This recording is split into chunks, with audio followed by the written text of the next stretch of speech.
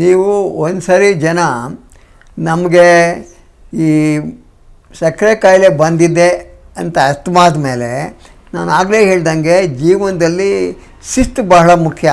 ನಮ್ಮ ಊಟ ತಿಂಡಿಯಲ್ಲಾಗಲಿ, ವ್ಯಾಯಾಮದಲ್ಲಾಗಲಿ, ದೈಹಿಕ ಶ್ರಮದಲ್ಲಾಗಲಿ ಎಲ್ಲರಲ್ಲೂ ಸಹ ಶಿಸ್ತುಬದ್ಧವಾಗಿ ಕೆಲಸ ಮಾಡಬೇಕು. ವಿಶೇಷವಾಗಿ ನೀವು ಬೆಳಗ್ಗೆ ಎದ್ದ ತಕ್ಷಣ ಒಂದು ಸ್ವಲ್ಪ ನೀರು ಕುಡಿದು, ಕಾಫಿನೋ ಹಾಲೋ ಕುಡಿದು, ಒಂದು ಸಕ್ಕರೆ ಇಲ್ಲದೆ ಕಾಫಿನೋ ಹಾಲೋ ಕುಡಿದು ಯೋಗ ಅಥವಾ ವ್ಯಾಯಾಮ ಕನಿಷ್ಠ ಅರ್ಧ ಗಂಟೆ ಮಾಡಿದ್ದೆ ಆದರೆ, ನಂತರ ಊಟ ತಿಂಡಿ ಮೇಲೆ ನಿಯಂತ್ರಣ ಇಟ್ಕೊಂಡಿದ್ದೆ ಆದರೆ ಸಾಧ್ಯವಾದಷ್ಟು ಸಿಹಿ ಪದಾರ್ಥಗಳನ್ನ ತ್ಯಜಿಸಬೇಕು.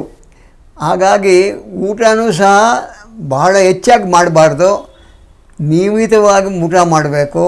ಮತ್ತು ಸಾಧ್ಯವಾದರೆ ಅಕ್ಕಿ ಪದಾರ್ಥಗಳನ್ನ, ಅನ್ನ ಮೊದಲಾದವನ್ನು ತ್ಯಜಿಸಿ ಈ ನಮ್ಮ ಸಿರಿಧಾನ್ಯಗಳು ಅಂತ ಹೇಳ್ತೀವಿ, ಸ್ವಾಮೆ, ನವಣೆ, ಕೊರಳು, ಇಂಥದ್ರಲ್ಲಿ ಅನ್ನ ಮಾಡಿ ಊಟ ಮಾಡೋದ್ರಿಂದ ದೇಹದಲ್ಲಿ ಸಕ್ಕರೆ ಸೇರೋದು ಕಡಿಮೆ ಆಗ್ತದೆ. ಹಾಗಾಗಿ ಸಕ್ಕರೆ ನಿಯಂತ್ರಣ ಸಾಧ್ಯ ಆಗ್ತದೆ. ಮತ್ತು ಜೀವನದಲ್ಲಿ ವ್ಯಾಯಾಮದ ಜೊತೆಗೆ ಯೋಗ ಅಳವಡಿಸ್ಕೊಂಡಿದ್ದೆ ಆದರೆ ದೈಹಿಕವಾಗಿ, ಮಾನಸಿಕವಾಗಿ ಭಾಳ ಸ್ವಸ್ಥವಾಗಿ ಆರೋಗ್ಯವಂತರಾಗಿರ್ಬೋದು.